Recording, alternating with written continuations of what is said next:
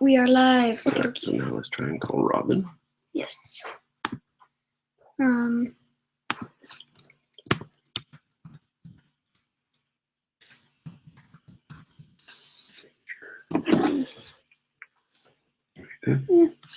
We'll make sure. Yep. Nope.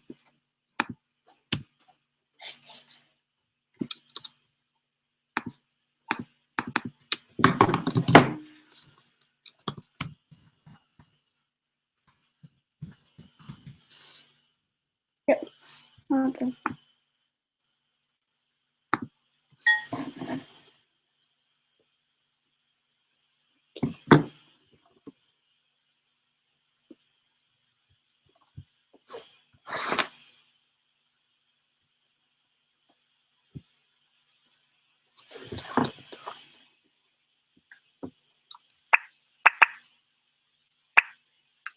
Let's see if she gets that.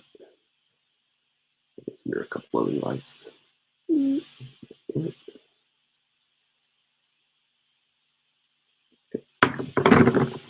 Okay. So I see audio happening there. Yes, audio is happening. So that looks like that's working. We just got to wait a second until the people start catching up. Yeah. To where we're at live. And then we'll invite this Robin a couple of times and see if we can make that work. A lot of times people can't see the invites. Yeah, it's weird. Yeah. And like we couldn't get the Q&A app to work. One person. Hello, hello, hello. That might be Mommy. Yeah. Hello, person. Although that's probably through Google Plus. Yeah. That's the viewers show through Google Plus, I think. So we couldn't get the Q&A thing to work. We're trying to use the new live event toolbar in Google or in hey, look at Robin. She made it. Hey, is it working? Hey, I can hear you. I can't see you yet. You guys. Oh, cool.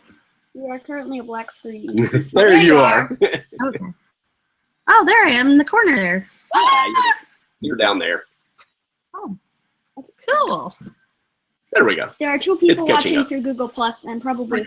Yeah, who knows who's on? We were just talking, like we tried starting this. You know, there's that new live event menu option in Creator Studio, and starting it that way, I couldn't find a way to get the Q&A thing into the fire up. So we're just going to have to take like read questions and stuff from the YouTube page, but that's fine because we normally do both. Yeah, and I already read a question from the chat while we were looking at the comments before we were live. Okay.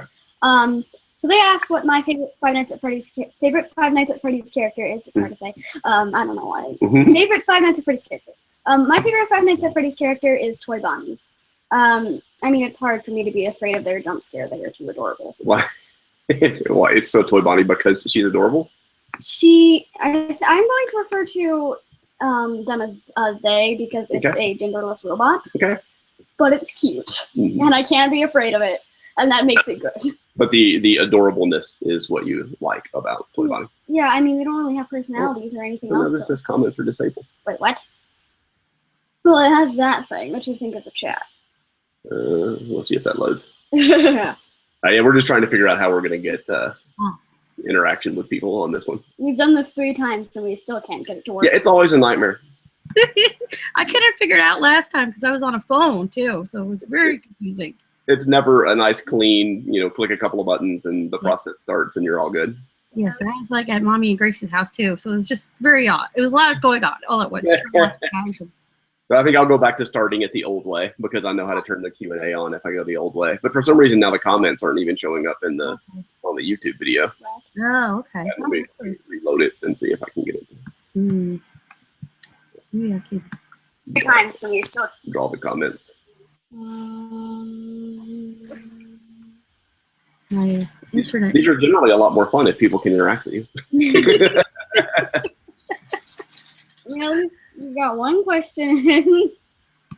Yeah, that's sad. Maybe it's all your tabs. Well, if anybody's like watching yet, or yeah, no, I see some people that are on the watch list. Oh, awesome! But yeah, see if you can over here on the side. Pull it up on YouTube and see what it looks like. Yeah. But you'll have to pause it or mute it because it'll try and play that delayed audio. Yes, obviously. It'll be like chatception. Yeah, that's exactly right. It rolls and loops and does all kinds of cool It'd things. be like a version of the speech jammer app. But as it is now, I can't see. But you can see yourself. I can't see comments. And that's sad. Yeah. No, This is what it is. This is a random music thing happening. So it says it doesn't have a source. Let's try adding it again. Club thing. You guys adding it. We're watching live now. There I mean, is this other one. It's muted.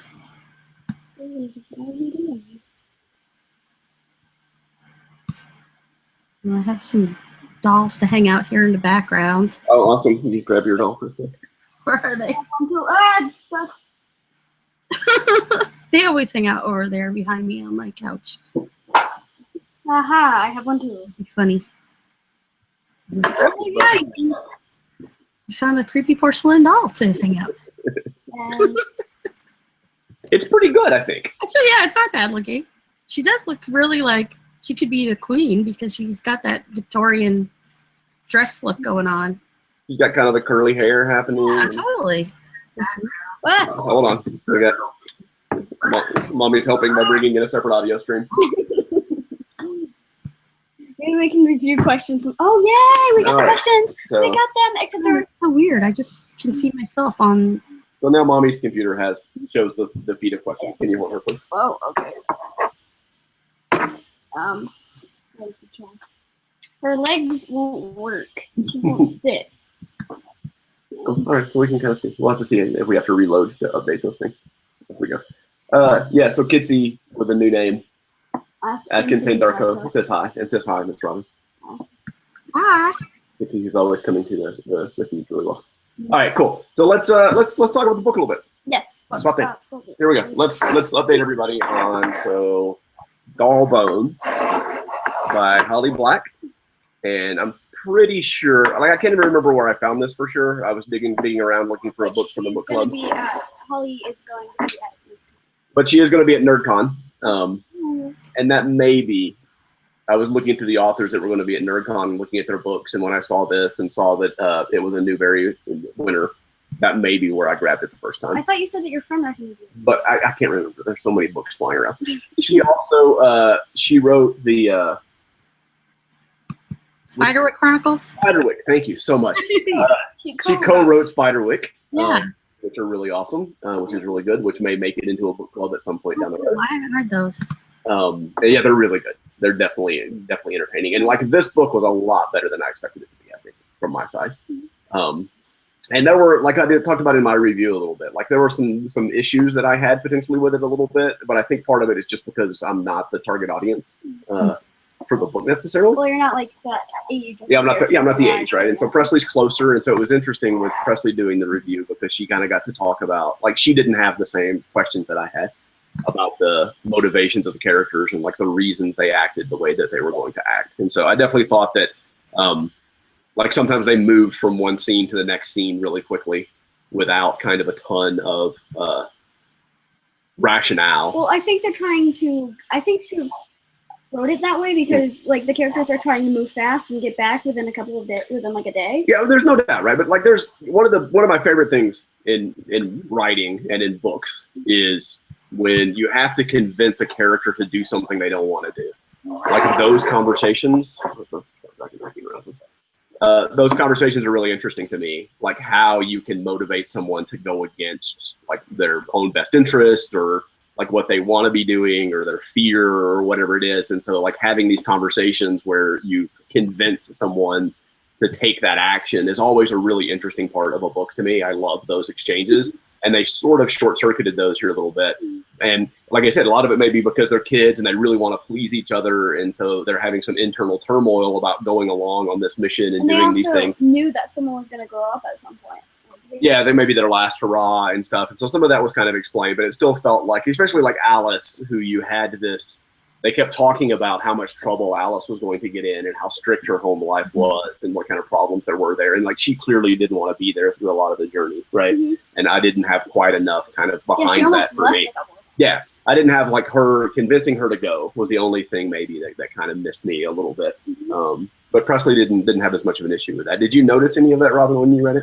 Well, it did seem like it was better, but peer pressure, kids do some things because of peer pressure. I know I did, so, Yeah, no, there's no doubt. Yeah, and I can see that. They seem like they were closer friends than maybe like falling apart. They felt like they were falling apart a little bit and needed to over. I think for Zach, like that, the opportunity to get out of his house too was what he was going through at home. Like it was good timing for him. Right. The other thing I talked about in the review was I didn't totally understand like Zach's reasoning for not wanting to tell the other kids what happened. Mm-hmm.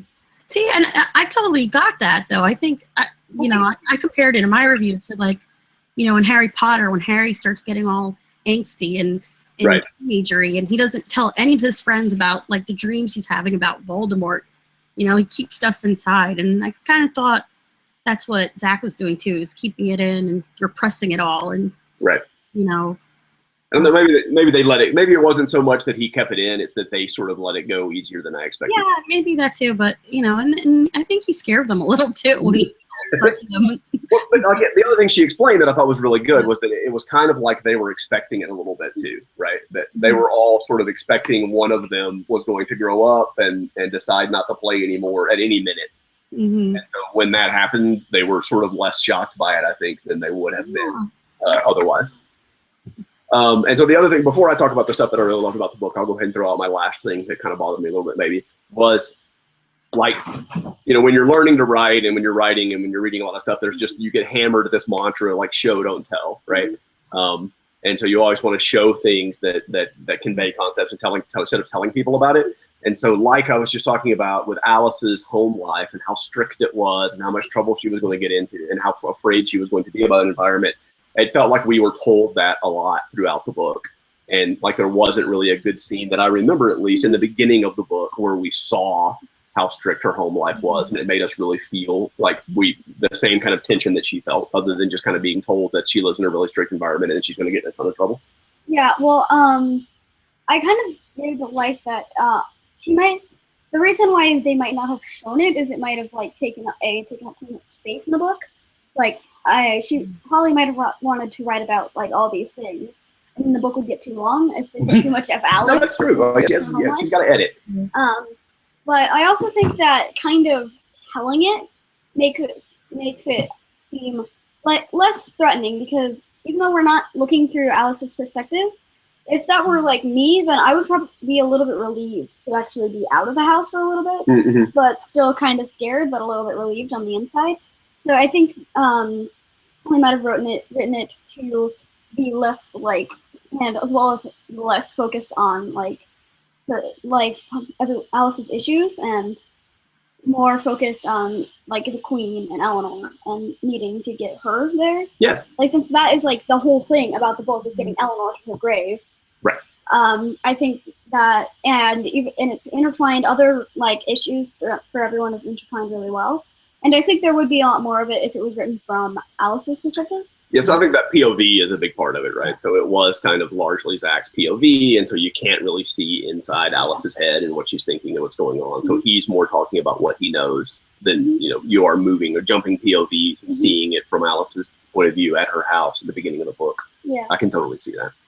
Like, it's because it's his point of view. Maybe he doesn't know much about her life at home either. Well, he knows what she tells him, probably. Yeah. Right, and so it's kind of the same thing. He's getting it secondhand from her, and so that's how we're getting it, is passed through him maybe a little bit. Or that was just one of the things that kind of, like, it. I loved all of the scenes, like the writing and what was happening and what was being described. I felt like I wasn't as in love with the transition from scene to scene. Like, some of that stuff felt a little quick to me. That's all. Yeah. I honestly would only think that it's quick because she wanted it to feel quick. Yeah. Because all the characters were definitely in a big rush. That's right. Like, yeah, it's true. They were in a mission, and so that, like, writing that way made you feel more of their urgency. Yeah, and I think the reason it feels rushed is because, well, they want it to feel rushed because they are rushing. They're in a hurry. Right. I agree. No, that was really good. And I loved one of the things you said. We watched a review the other day, Robin, and I thought it was really cool when you were kind of talking about the sort of coincidences or happenstance that sort of help them along their way on their journey. Can you talk a little bit more about that? I love that idea. I just want to hear more about what you thought about it. One of the weird things that just kept happening throughout the book was like that crazy guy on the bus. He referred to the blonde one, and then there was, there just happened to be a boat right there available to take. And it lent itself to this thing. Well, is it all coincidence, or is there something magical or mysterious really happening? And I kind of like that about this book, because you just didn't know what was real or not. Was it perceived, or is it, just a made up thing, or was there larger forces going on? Someone almost like in their stories themselves, like the queen was controlling the story. So I just thought that was really cool. Really cool storytelling device. I didn't even think about it. Like, honestly, when I read it, I didn't even think about it. But hearing you mention it, like, it's such a cool concept. Yeah. It totally is they start talking about, they're like, well, the waitress asked about our blonde friend, or table for four, and the other guy, there was a lot of that going on. Like, that stuff was really creepy and cool when they started. The people were acknowledging the queen in different ways. Like, I thought that was really bizarre. It was really, really, and that definitely creeped me out a lot. I agree. Okay, hold on. I don't like anything scary or anything, but I like a little creepy, and this was just enough creepy for me. So that was totally the way everyone how they perceived Eleanor, and the way that they denied it made it feel a lot more real, because they don't believe in ghosts. They don't think almost all of them don't think that Eleanor is actually real, and it's just a desperate attempt to get them to, and Zach thinks it's just a desperate attempt. But then there were those dreams, though, too. The dreams are super creepy. Yes. And how the campsite was trashed and Eleanor had moved. Oh my gosh, that was really creepy, too. But that might have been a raccoon, or it could have been, I think that girl might have been a sleepwalker or something. Yeah.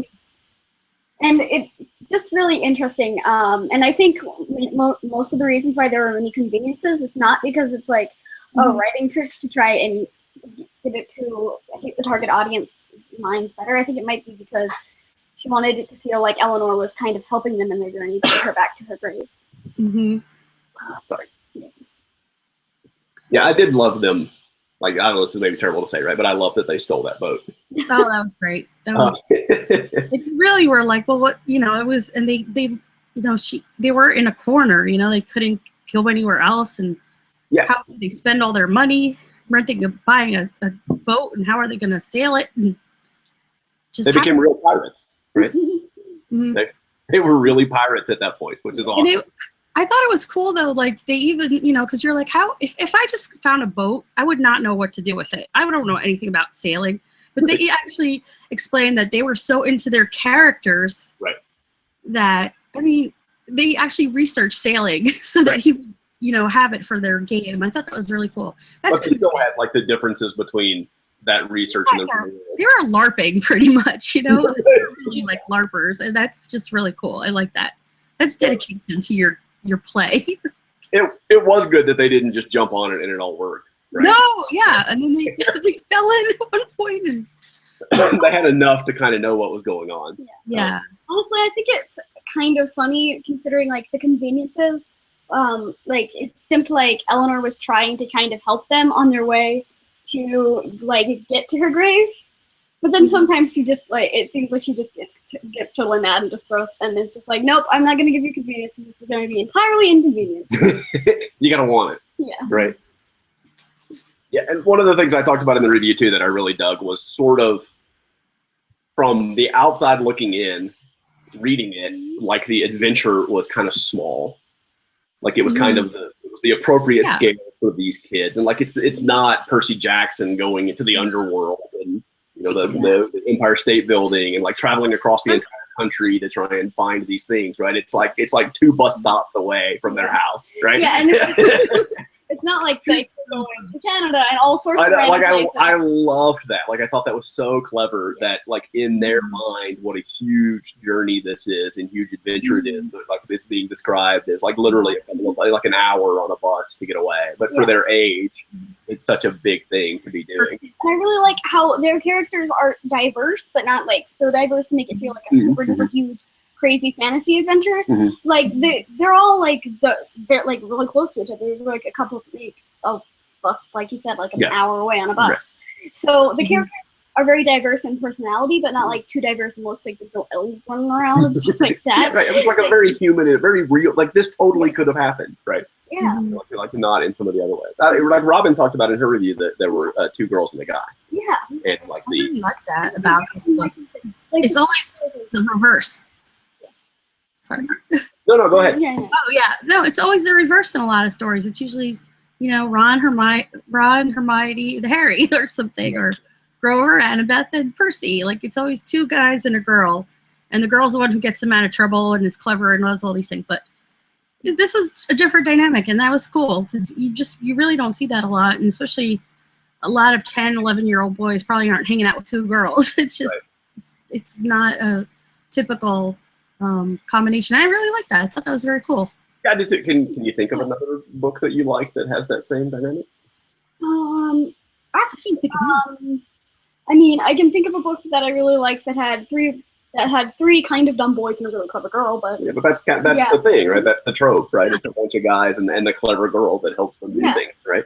Although it is nice to sort of knock that down a little bit. Yeah, and they knocked it down not just in having a boy and 2 girls, but also they were all clever in their own ways, and it wasn't like there was this one brain of the group that's and true. This one like strong person of this group, the other comic relief. Like they were all like kind of equal in like the character trait and like the cliche character traits, like comic relief and the strong and the clever person. He's asking about you. Oh yes, that's the fur that we fursuit. It was leftover fur from the fursuit, but it became part of Claudine's bed. Oh, cool. Claudine's bed sheet and a little rug that goes on the floor, but it spends most of its time on the bed. Because we don't have room. Yeah, it's kind of like another book. Casey was just saying that they could see the stuff in the back. Oh, yeah.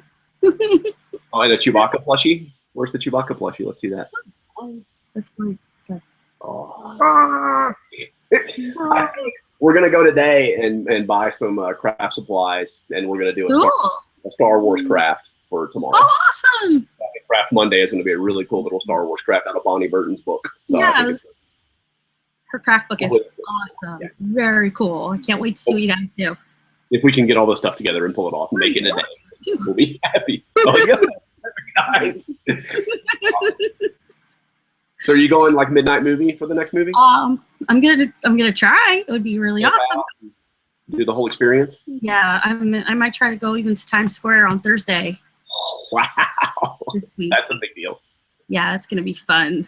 That looks so good. I trust Abrams quite a bit, so yeah. I have a lot of catching up to do. Yeah, Presley's only seen episode 4 so far. Yes, I know. We were talking about it at Disneyland. So she's seen episode 4, and then the good thing is that the comic books start after episode 4. The comics are fun. Yeah, they're fantastic, and they're perfect for Presley because they're between A New Hope and Empire. Yeah, where she is in her viewing, so it's like it ties them together. Like I almost don't want her to watch Empire until the comic books wrap up. That's not gonna end. Spoil it. We'll see how far they go, but they're so good. And that guy, Jason Aaron, is writing the main line of the comic books, the actual Star Wars books, and he is so good. He writes a lot of stuff that we really love. A lot of stuff Presley can't read that I read that is fantastic. Yeah, it's amazing how varied his writing is. Cool. He writes Thor's too. Oh, nice. And Weird World. And then another book that I love that I can't even say the title of on this. Okay. Tell me later. I'll send you a message. Yeah, that's right. It's really good, but yeah, you can't. Yeah. It's all about like Texas high school football and like cool. How serious the underworld is around that. It's so it's like a really dark Friday Night Lights kind of. Okay. But yeah, it's really good. But it has a horror title. But there are probably children watching. Yeah, so let's go back to Doll Bones real quick for a second. Sorry, sidetracked on Star Wars. It's easy to get sidetracked on Star Wars. Yeah, like I said, her writing, like in the moment, is so good. I mean, it so like puts you there, and like I said, the ability for these kids to be taking like an hour bus ride, but for you to feel tension about what's happening there. Like if I were in that experience, it wouldn't bother me. I could jump on a bus and travel all over the world, like done these things, right? But the way she writes from these kids' POV, you start feeling it the way that they're feeling it. And like I said on the review, it actually really got to me because I have had those adventures. Like I had an adventure with a couple friends, just like walking across a park without my parents, without any adults, just like walking across like a park area. And it was like a really cool but kind of scary experience because at the time we didn't really have any no adult contact. Like we really hadn't had an experience without our parents being there with us. So all of us just kind of going without our parents was kind of scary, and the book made it feel and really brought memories of that experience to me. Yeah. And it definitely felt the way it was written definitely felt really, really close to like if that had happened to me and my friends now. Yeah, it made me remember what that was like when I was a kid and like I could first start maybe riding my bicycle around the block. Like instead of just going up and down the street, I could go all the way around the block and come back to the house. And like that was such a big deal when that happened. And it felt like such an adventure just making this like 1 mile loop, if that. Probably wasn't even that long. Yeah. And like it felt like such a huge adventure to be on as a kid. And like she did an amazing job of making me kind of remember what that felt like. And like I really appreciate that, like from an author, to bring that back to me a little bit. And kind of going to talk a little bit about like the 2 girls and a guy thing. That's also something that's really close to me because my closest friends that I've known for 6 years, a girl and a guy. Yeah. 2 girls and a guy are my closest friends. The golden trio. Yes, the golden trio. There's 2 girls and a guy. Yes, 2 girls and a guy. So it really wrote it well. Like there weren't like super duper differences. Like the girls were really close and the guy was kind of outcast. Like that's not how it is. That's not how it is with 2 girls. Well, I think and a that guy. kind of like that's kind of the thing. That probably happens a lot more in real life, certainly than you see represented in fiction. And so it's kind of nice for that to represent, but to reflect your life a little bit more. Yeah, because it happens in my life. The golden trio was 2 girls and a guy. Yeah, and it's written really well. In fact, like 2 girls and a guy, it's just written amazingly well. So because if there were 2 girls and a guy written, I can't remember what it was called, but I remember there's 2 girls and a guy something in a book that I really like. They're not main characters; they're a kind of side character group. But the guy felt kind of outcast from the group because the girls were all like super girl stuff happening, and that's not how it usually is in a group of 2 girls and guys. Like it worked really well, and it made sense that they would be friends, right? And it didn't make them feel. It didn't make like one person feel outcast from the group, right? Like it made them feel like an actual realistic group of friends. I agree. Yeah. They're laughing in the comments about your potato lower third. Yes. I want to change it to Epic Dorito Mom. And I thought that they dealt really well too with, like I almost wouldn't call it quite a coming of age book, but it's like the very tip of that process. Like you see them thinking about it and you start to see like some of the love interest kind of things starting to develop and how that's going to maybe come. Like I would love to see a sequel to this book. Yes. Even. Yes. And see what happened after this, as those things started maturing and started happening. It's really cool to see like what's leading up to it, and then like the next book would be sort of that coming of age kind of thing. Towards the end of the book, that definitely did. Like it definitely did advance on the love interest plot. Right. It did advance on it, but it didn't make it feel like the book was entirely love interesty. Yeah, right. Like it made it feel like it was more of like it was like not very important to the series. Right. Even though it was kind of important. Like if it made them uncomfortable at least, but that's a little uncomfortable at least. But that's about it. And it's not like a book where it is very important to the plot. It's just like if you took out the romantic plot, it would only play out. It would play out the same, except they would be more comfortable around each other. Really. Right. Well, that dynamic of the friendship changing and potentially becoming like a love interest kind of thing. It's an interesting dynamic, but I'm glad there's a lot of that in like YA fiction or even middle grade kind of fiction stuff. So it's cool to just barely kind of acknowledge it. It may have been weird to not acknowledge it at all, but to acknowledge it a little bit and then kind of move on and deal with the other aspects of the dynamics of their relationships that weren't those sort of stereotypical kind of aspects. Yes. I can't wait to talk to her about it, frankly. Yes, it's just so well written. because I absolutely like this. There are other books of it. In fact, one of my a bunch of my favorite books. They either deal with romance none at all or like hardly. Like Doll Bones, it hardly deals with the romance subplot. And a book that we might be doing for a future book club that I really like, Chupacabra. There's none. There's no romantic subplot, and it's still good. It didn't change the fact. I don't think there was any in your last 2 picks either. Actually, The Familiars or Alabama. Yeah. So it keeps it interesting. And it lets the reader focus more on what's actually going on. Like if it's written too much about, then it makes the book kind of feel like it's written about a romance book. Yeah, right. But if it's only slightly touched on or touched on none at all, then it makes the book really, really interesting. And it actually works really well with creepy books, considering Chupacabra is a creepy book. That's what I was just going to say. Like, I think on the creepiness. I think it would be kind of cool if a book called Chupacabra had a love story in it. Yeah, that sounds creepy. Of the Chupacabra. The Chupacabra needs love too. The Chupacabra does not need love. I don't know. I haven't read that one yet. We'll have to see. That may be an upcoming selection. Presley really loved it. That'll be a Monster High episode or something. Yeah, there was another. Okay, so Presley's reading a book right now called The Princess Academy. She just started it, and it's another writer that's going to be at NerdCon, and it's another like girl power kind of in the princeless kind of lumberjanes kind of vein of book. And when I first saw it, I thought it was going to be really cliche and like this girl that's going to a Princess Academy who wants to become a princess, right? But she doesn't. Yeah, the cover really like makes it look like it's just a very like Cinderella-y kind of book, right? So maybe they use that to lure people in, but I know, that's why I lost my train of thought where I was going to go with that. About the fact that you were reading that book and something you really liked about it.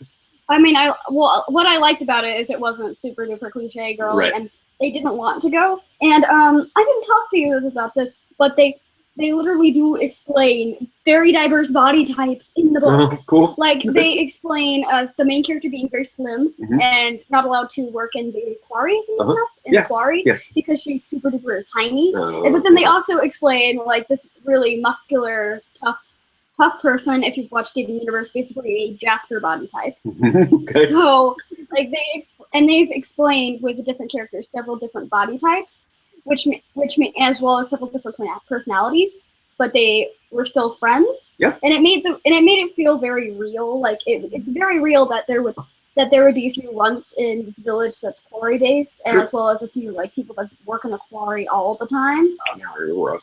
So the girl that wrote the Princess Academy book also wrote some of the Ever After High books. Oh, I was just looking at her bio and then the books that she wrote, and she wrote some of the Ever After High books. Okay, so I have to look into I don't know. I read a couple we'll look of at them again, and I liked them. But there's some cool like diverse. Like NerdCon's going to be such a cool event. Yes. Like I'm really excited for that. And she has written the Ever After High books. From what I read, they're very different than Princess Academy.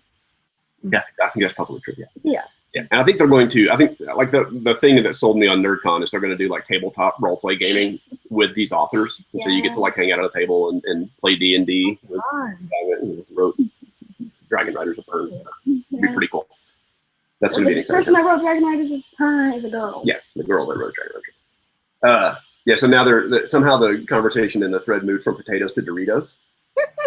Probably because I said Epic Dorito Mom. I was referring to Sardonyx, just if you don't know. Oh, you did say Dorito, yeah. So the other thing that happened, I have never had. So Mariana.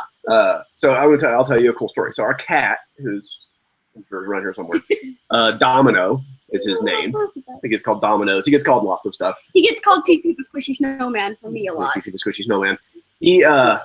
We adopted him from the Humane Society, and I got him. I was at the place, and I saw him and felt so terrible for him that I had to just bring him home. And his name on his little placard there was Doritos. And like by the time I got him home and introduced him to Dawn and Presley, this is before we had Cooper, I had morphed that in my head to Domino. Like I thought that's what his name was when we adopted him. And it took a while before we saw some paperwork somewhere or something that said Doritos was his actual name. But we like Domino's so much better that we just stuck with Domino. If I saw a cat at the shelter named Dorito and I was gonna get him now, His name would definitely would be called Green Space Dorito or Peridot. I would call him Peridot because I need to have a Steven Universe cat. What's the pear? It's a Dorito head. But Dorito should be Dorito orange. Like Domino's black and white, and that totally makes sense. Tabby cat. Why is that not an orange cat? Yeah, that's a great name for an orange cat. Dorito. I love that. But yeah, it didn't work for Domino. Domino definitely is a better term. Yes, I would name it Peridot after the wonderful, smart, moldy space Dorito, as I call her. No idea what that Wonderful, smart. She has a Dorito head. Okay. And she's green. So she's the wonderful, and she is the smart Dorito of moldiness. And this is what? Steven Universe. I gotta watch the Steven Universe. I have. Not either. Gracie keeps telling me to. Presley loves it, and Presley just started singing lessons a couple of weeks ago. And I'm gonna learn how to sing stronger than you. One of the songs she's gonna learn how to sing is out of Steven Universe. Yes. And it's actually a pretty cool song. I kind of like it. So I'm learning how to play it, and Presley's gonna sing it. So we've actually had this really cool, like Dawn and I both. We're way off this book now. We're gonna come back to it, I promise. One day. Dawn and I both grew up in like really musical households. Like, her dad was in a band and then sort of played, and they would rehearse, and Presley or Dawn, like as a little kid, would like be able to sit there and listen to them rehearse. And my dad played, my granddad played, and there were like hootenannies all over the place. And the family reunions were just everybody would bring instruments and play. And so like I was really used to music and stuff going on. So it was really cool. Last week we were sitting in the living room and I was playing guitar and Presley was singing. Radioactive, right? Yes. Yeah, Presley was Radioactive was the first song she started working on. So I was playing the guitar to it and she was singing Radioactive, and we were kind of hanging out in the house, and it felt like that kind of a vibe again. It was really neat. Like in the same way Holly Black kind of brought me back to that childhood space. Like doing that made me feel like I was a kid listening to that kind of stuff again. It was really neat. Yeah. I'm very excited about the chat, how it progresses, like me and my friends' conversations. Like we're talking about Doritos, and then we're talking about potatoes, and then we're talking about like cats. Like, that's how it works. Like majority of the time, we're just me and my friend are just talking. We're like, wait, how do we start talking about this again? Hey, I'm gonna assume that's Poke, Ethan. Instead of Poke, Ethan. It could be one of the two. But he said that the Japanese lessons have helped him. Yes. Thank you so much. Yes. I hope you watched the new one we just did. That was a lot of fun. I looked up that song. It's cute. In my head. And it's surprisingly complicated. Like when you get into some of the language in a few of the later lines, it's surprisingly complex Japanese, like this te bakari iru kind of form that's going to happen. That when we get into those, it's going to be really. But it's a super cute song, and it's like Presley said, we would just walk through Waikiki, and she would be on my shoulders, and we would both be singing it, and then suddenly, like some Japanese tourist next to us would start singing it, and it was it was really cool. So I think it's relatively easy to learn and sing without being able to really understand what's happening in the language, like why the words work the way they do. So I think learning that helped me just about as much as any lesson that I've done in Japanese, because it is kind of complex. Like I think one of the main reasons why I could speak Japanese so well is because I lived in Hawaii, and I knew and I was learning stuff because of the Japanese tourists. And you were telling me this story where like the Japanese tourist would say kawaii, and I'd be like arigato. Aww. We'd get on an elevator and they would speak to each other in Japanese and talk about Presley, and then Presley would answer them in Japanese, and they would be like, oh, like they couldn't believe that this little like tow-headed blonde girl understood what they said. And it's adorable. And that's like in Japanese, you can only, in any language, if you only understand a few words, and you can lead on to most conversations. It doesn't take much. Yeah, we would be at the zoo. And so Presley always called the animals in the zoo by their Japanese names. Like that's all. When we would get there, kaba mitai, like I want to see the kaba. I want to see the hippos. And so I know I can't. It takes me forever to think of the word hippo because we can only say kaba anymore. So yeah, we would walk around the zoo and Presley would be like kaba mitai, and like somebody would hear that, and the Japanese person would say, "Did she just say kaba?" Like in Japanese, and then we would talk, and then the Japanese tourist would be gathering around and taking pictures with Presley in the zoo instead of taking pictures of the zoo animals and taking pictures of Presley speaking Japanese and stuff. It was really funny. Well, I remember that I really, really liked the kaba. So that was your favorite animal? I really loved that. Favorite animal. Okay, now we're talking about hippos. We need to get talking about the book. So profesh. Yeah, that's exactly right. You gotta let these live things. You just gotta let them roll. Yes. All Oh, cool. Hey, Ethan's going to Japan next year. If you haven't already watched Presley's travel stuff, we went in May. And so there's 10 days or so of us every day kind of going. We went to Anime Japan, and Presley got to cosplay at a Japanese anime convention in Japan. It was very awesome. So, yeah, watch those if you haven't watched it yet. Yeah, so let's wrap up the Dollbones thing, and then we'll talk about what the next book's going to be. Yes. What was your favorite part? Do you have a favorite part from? I don't know. There are just lots of cool things. Like, I just like the whole adventure, I guess, like that they left and went on this adventure, and I like that whole arc, like going and like staying in the library. I like that a lot when they were like stayed in the library and they're running around and playing all night long. That was really cool. Like, they didn't write a lot about it, but you can imagine that they were having a lot of fun and getting into their characters. If there was a movie, that would be something they'd expand on, I'm sure. They probably forgot a little bit about the danger that they were in, or the trouble that they were potentially in, and what was going on. Exactly, and they just kind of like got into it. That was kind of cool. Like, you know what I mean? And I just like that the whole like adventure arc of the story, as opposed to like the early part where it was a lot of like family drama and where no one was going. It reminded me. There's this movie in the 80s called Adventures in Babysitting. Oh, yeah, I know that one. It's another one where they only go like an hour away, but all these crazy things happen. Like, they meet Thor. And, was that Elizabeth Shue? Was that Elizabeth Shue? Yeah, it was, yeah. Yeah, I remember that movie. Yeah. And then... that's a good comparison. That's it reminded me of that a lot for some reason. Presley, if you watch that movie, there's a lot of funny things that you'd be like, what is this glass box where they're talking to people from? I watched it, and they had no idea. They're like, why didn't they use a cell phone? Right. Yeah. I owned one of those see-through. We owned one of those see-through phones. At least someone I knew owned one of those see-through phones when I was like. Yeah, she's talking about like the old phone, the you can see through that. Oh yeah, the phone box. I know. Yeah. But there's like not like the doctor's phone box. I know. Yeah. But one of my friends owned the see-through, like, not cell phone thing that you could pick up and slam down, which I really wish you could do now.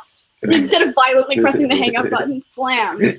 Yeah, we always talked about how Presley, we bought, even when Presley with Cooper, like, you can still buy the little rotary phone toys for kids, and like, they have no idea what those things are. No clue. Yeah. I actually had a lot of fun with those things. I know, you loved it and you played with it, but like, you had never laid eyes on a functioning rotary phone. Yeah. A working one? Yeah, I've seen working ones several times before. Okay. I wondered what the time frame for this book was, because only one kid had a cell phone. So I was like, this must be early 2000s maybe. Yeah, that's a good point. Yeah, I wonder when it was written. And then, it also made me think that kids are not going to have as much adventure when they all have cell phones, and they can. It's not as Yeah. It's just 2013 copyright.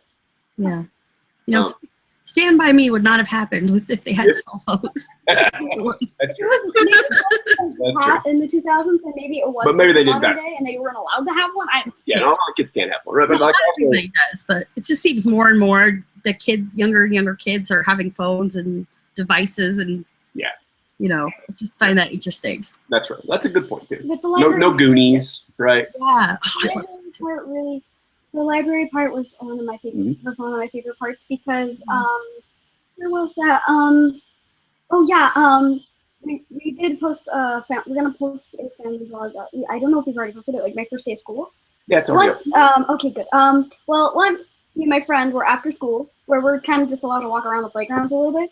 We went inside to go to the bathroom, and we got completely lost. And the library part reminds me of the little adventures we had, like taking ships upstairs to a place we've never been at the school. Right. And it reminds me of like getting lost, trying to find our way up there, running around, and really getting into some of the characters from the games we've played while running around. And it's just really cool. And it's funny too, because there's like 2 halls in her school.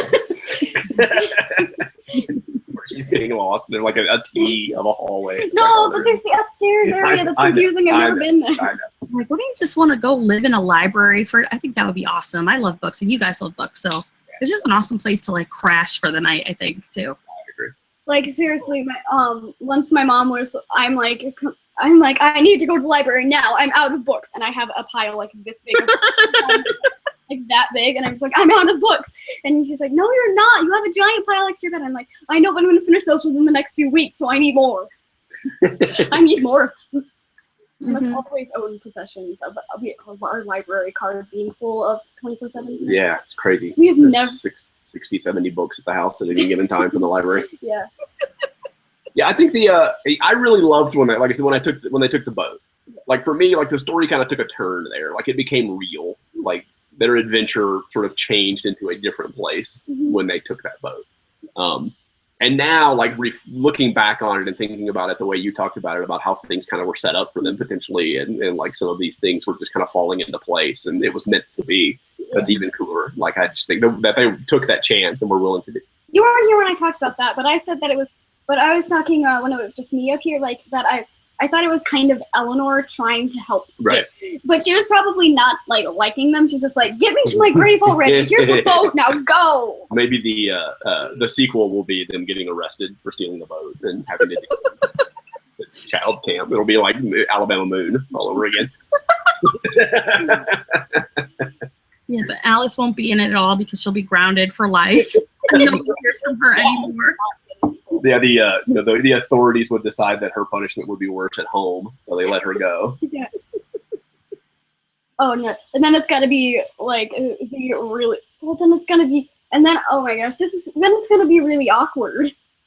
It's gonna be really. I'm pretty sure it's gonna be really awkward because I'm pretty sure it's like there's the love interest and stuff, like leaving only those two, and it would just start getting really awkward. The sequel. We'll have to ask Holly if she's writing a sequel. Yes. So look, it's a really, really good book. So anybody who's watching this, you haven't read it yet. We certainly did a lot of spoilers in this, but it's a really, really good read. We spoiled like a billion things. And it's fast. Like you can tear through this book. Presley read it in a couple of days. I read it in about a week. The audiobook is 5 hours if you're just 5 hours. Yeah. Wow. And I listen to my audiobooks at like 1.5 speed now. So it would have been like 3 hours. That's awesome. I can definitely tear through that. That's a day maybe. And so yeah, it fits really well because I'm reading a lot of kind of heavier stuff. Like I read the Windup Girl just now, and just started the Water Knife, and some more adult books. And so it was nice. It's nice to come do this book club book and read through this and have something a little lighter and less heavy. Yeah, and I find it kind of funny that the Windup Girl is apparently a very heavy book, and you got it for me for Christmas. Yeah, I did. Like, a friend of mine recommended it, and he's like, maybe this is a little inappropriate. You probably want to read it first, but kind of check it out. And then I read it, and like, I don't think he had finished it when he made that recommendation, because like towards the end, I was like, oh my god, like there's no way. Why are you? You're out of your mind recommending this. So that became one that I told her a little bit about rather than her reading, because if you're a kid on this, don't read that one. Don't read that one. Wait, give it some time and come. It's a really good book, so come back to it later, but yeah, not now. Yeah, and if I won't let Presley read it, it's pretty bad. Yeah, like seriously, I when I was 6, I read creepypastas all the time. I had an obsession with creepypastas. Right. I was only slightly terrified. Yeah, if I'm drawing that line, it's pretty rough. I don't think she can quite handle it. Okay, so hey, let's talk a little bit about what's coming up next. Robin, are you excited? I am excited. You're gonna like this one, I think. This is okay. Can I say who wrote it? Well, hold on, we're gonna do that. Okay. So the book is called Hollow Earth, and it is written by Captain Jack Harkness. Captain Jack and his sister.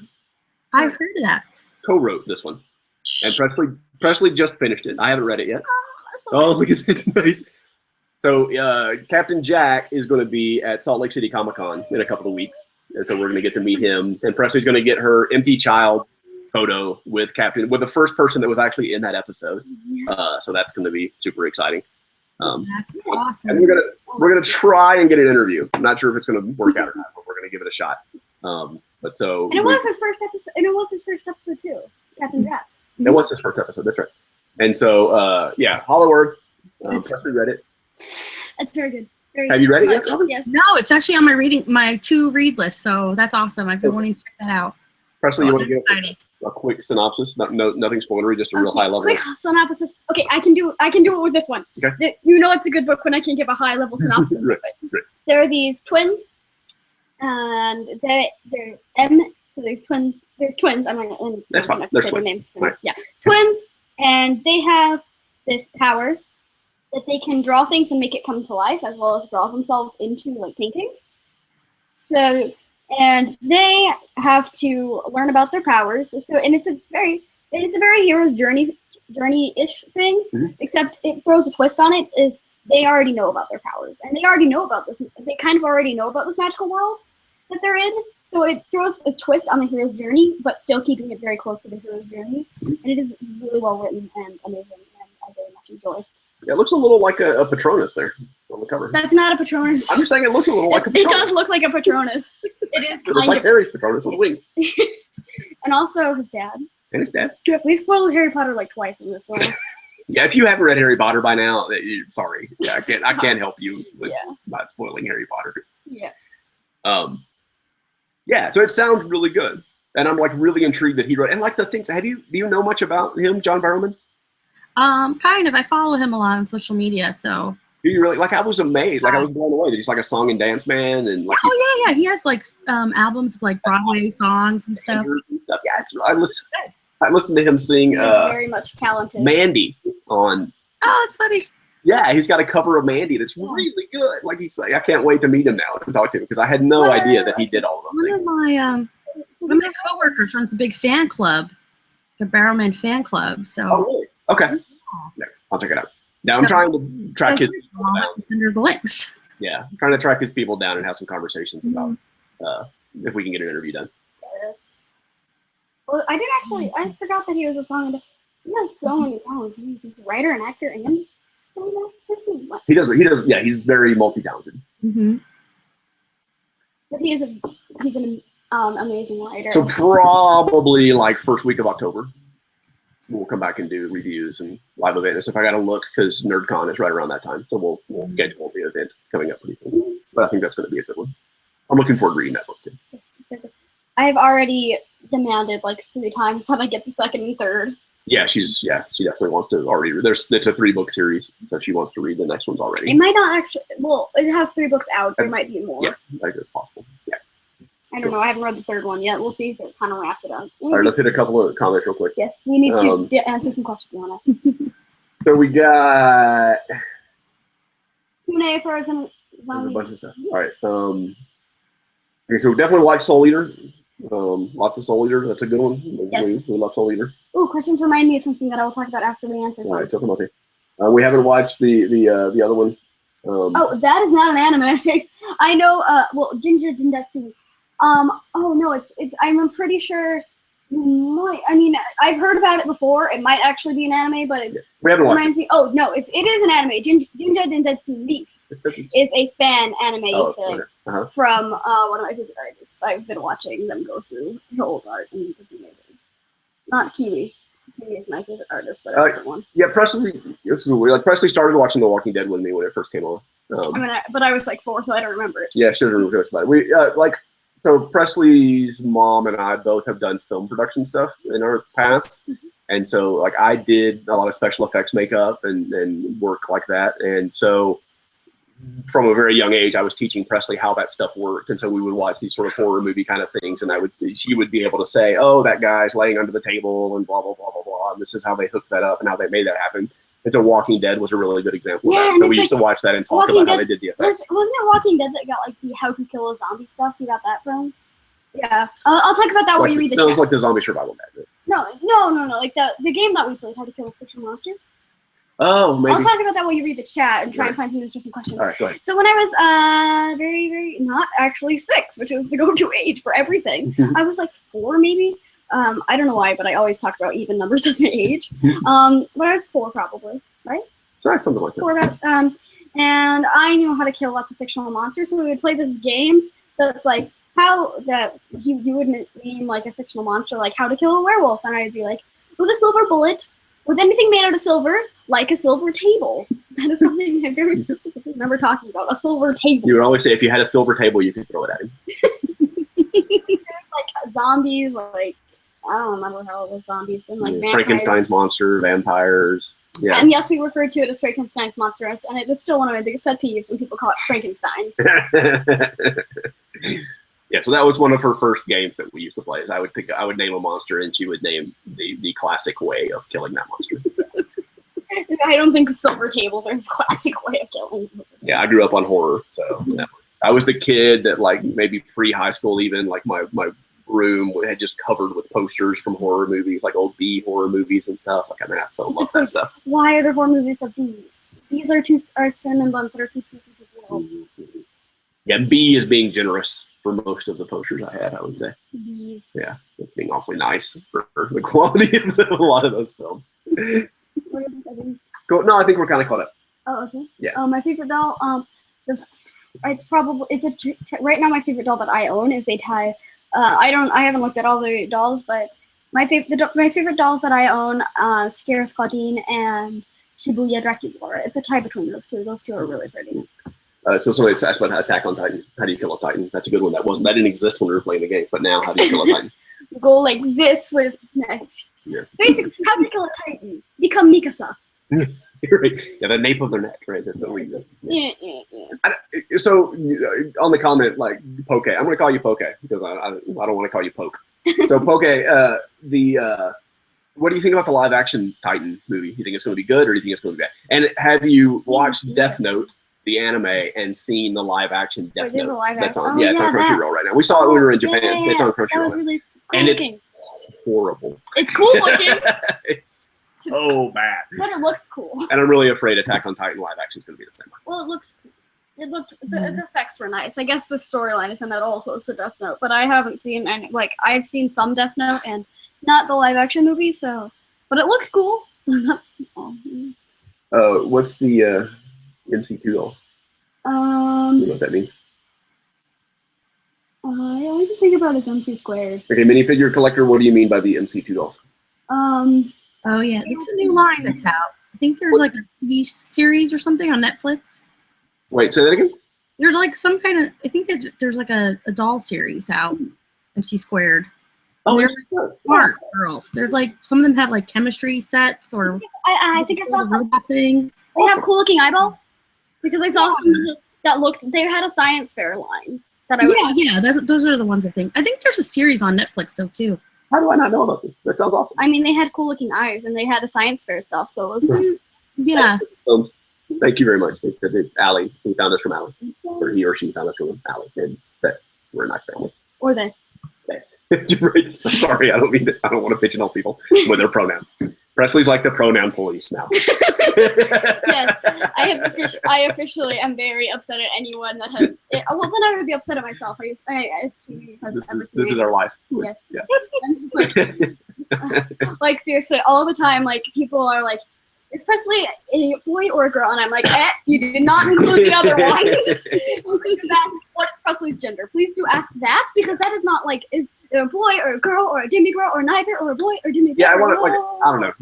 I don't respond anymore. But like what I want to respond now is like, what difference does it make? Like why? Yeah. Like in what way does that impact like the channel or don't like the video? People they might actually be wondering what pronouns to use towards me, and that's a good thing. But then they should ask that question. Yeah, don't feel awkward asking what people's pronouns are. Just PSA, don't feel awkward about it. Just do it. But I know that at least me and anyone that is anywhere close to my friend, we don't mind. We don't mind at all if you we don't mind if you use incorrect pronouns, if you misgender us. We will if we know that we're going to talk to you again at some point, then we will correct you. But if you're like,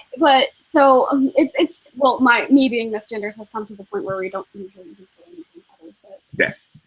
Yeah, we're just used to it. Yeah, but like I said, like what difference does it make? Like why? Yeah. And like if someone were to ask what pronoun you use, I'd be cool with that. I'd answer that question, right? But I would think that person was extremely cool for actually asking the question. It's less of a thing. You are not use the umbrella term. What is your gender or what are your pronouns? Please do because this is what life in our house is like. I'm constantly really want to call out the people for like not including like use umbrella term.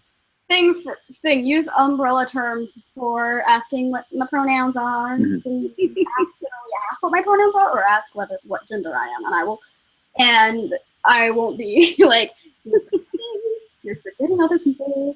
I mean, I don't have anything against people who ask boy or girl. It's just they're forgetting other people. Yeah. Hey, minifigure collector just posted back that it's the line of science dolls, and that's awesome. Thank you for bringing that up. I wouldn't have noticed that if you hadn't mentioned that. So I saw them once, but I didn't really realize what they were. I thought they were going to be like the cliches, just like trying to adhere to smart people by doing stuff but doing it wrong. I mean, it seemed like they would be cool. They have nice looking eyes, and that's what I know about. That's most of them. Yeah, so based on the conversation we just had now, like they're asking about the gender. So yeah, Presley's a girl and identifies as a girl and is a girl, and yeah. I am a girl. I identify as a girl, and I'm cis. But just in case you're wondering, but she's very aware and sensitive towards gender issues. Like a lot of the YouTube community that we hang out with and people we know and that are friends of us are in sort of the LGBT community, or at least just sort of aware of what's happening out there. And so like she's careful, like Ashley Mardell and Paul Roth and all of these people that we talk to a lot online. And so she's certainly aware of the words that she chooses and the words that she uses in those conversations to be sensitive and aware. And I absolutely love that. I think that's one of the reasons why I refer to pretty much anything that I actually don't know what they identify as a they, because it is a term for, like it is a term. I refer to almost everything as a they, unless it's an it. Mm-hmm. So, Kiwi bird. Kiwi Byard. Yeah. Kiwi Byard. Kiwi bird. It's spelled Byard. I called them Byard for a very long time. Mm-hmm. Awesome. Okay, so we're about at our hour, and I think we've meandered far enough off course. call it a good thing. It was really nice talking to you, Rose. You too. Yeah, thank you so much. Like, I love your review. Like you had a lot of really good insight into the book. I can't wait to talk more about the books that come up. No, I really enjoyed this book. It was a good one, and I read a lot of heavy stuff too. So it's fun to get, some good recommendations from Presley. Yeah, I like that. Let's let you and I will swap notes on some of the heavier stuff too. Yes, I know. We did at Disney a little bit. So have you read The Martian yet? That I asked you? Yes, I love that book. I listened to some of the audio. That's really optimistic about that movie. I think I just watched the trailer. It looks good too. I think it's going to be really good. They turn like his journal entries into like a vlog. Yeah, I really like that. It's not like the Percy Jackson and Harry Potter movies. Well, I guess that's not important. Throws out things extremely important. To the I don't. They're definitely going to have to throw out a lot of science. There's no way they're going to get it in the movie. But look, they did enough with his farming and stuff. I'm excited. I think it's going to be really cool. Include, as long as you include that, it's over there. Potato. Include the potatoes. Well, yeah, there's tons of potatoes. Right? That's a book full of potatoes in that book. A lot of potatoes. There's a lot of potatoes. We'll swap notes offline. I'll tell you the comic book that I really love, and we'll talk about some heavier books, and then we'll keep the book club rolling. And so, now you got an excuse to go read Hollow Earth. Yeah, absolutely. I'm looking forward to it.